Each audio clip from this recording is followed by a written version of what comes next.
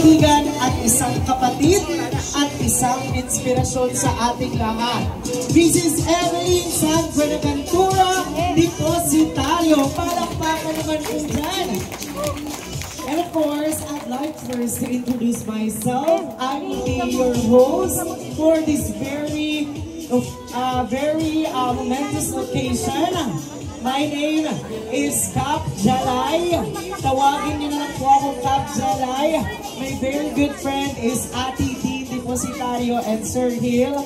And syempre, ang aking ninang, ang ating napakagandang celebrant, mamaya makikita natin. And I just wanna shout out my Ninong Blackie. Sana hindi ka pa po lasing ngayon, Ninong. Alright, so ngayon naman, we invite everyone to please kindly settle down because we are now about to begin our short program. So mamaya, mas mahaba po yung ating socialization. Maikling-maikli lamang po itong programang ito dahil alam ko ang lahat ay gutom na, ang lahat ay excited ng uminom, at ang lahat po ay excited na rin makita ang ating debutant. Diba? Parang debutante lang, no? So, before we begin, gusto kong makita yung presence and of course, medyo gumigiba-giba yung ating stage. Gusto kong magpalakpakan muna yung mga bisita natin sa likod. Siyempre naman, tingnan natin ang palakpakan ng mga mama na lasing na sa likod rin doon. Ay, wala, hindi na tayo naririnig to noon. Hello, hello, hello! Alright! So, isang napakasiyang pagdiriwang po ang ating gagawin ngayon.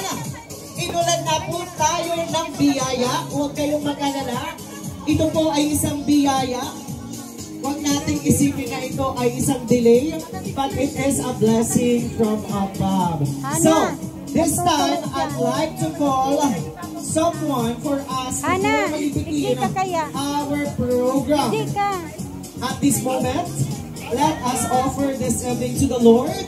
We invite everyone to please all rise. Tumayo po tayong lahat. Tayo muna, tayo tayong lahat.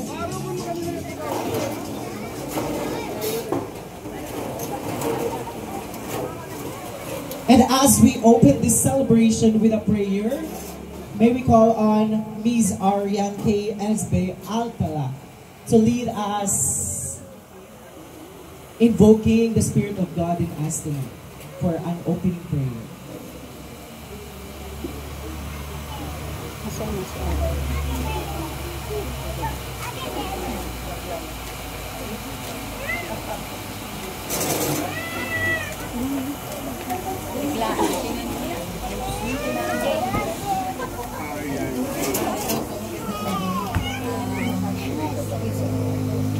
Lord, we glorify you, we honor you this day, this night, Panginoon, para po sa birthday po ni 60th birthday po ng aming tita, ng mama, ng kaibigan, ng katrabaho, ng teacher ng lahat na si Tita Evelyn Depositario. Nawa po, Panginoon, i-bless niyo po ang kanyang pangangatawan ng kalusugan, kahit po sa kanyang 60th birthday po, ay mas lalo pa pong magyabong ang kanyang pangangatawan at ang kanyang lakas. Pati na rin po, Panginoon, ng wisdom na meron po siya, Panginoon. At nagpapasalamat po kami para sa kanyang buhay. Nawa po, Panginoon, i-bless niyo rin po ang lahat ng mga nandito na makauwi po ng safe at makapag-celebrate po with Tita Evelyn po tonight. At nawa po lahat ay mabusog, Panginoon. Lahat po ay itinataas namin sa iyong matamis na pangalan, sa pangalan ng aming Panginoong Jesucristo. Lahat po ay magsabi ng Amen.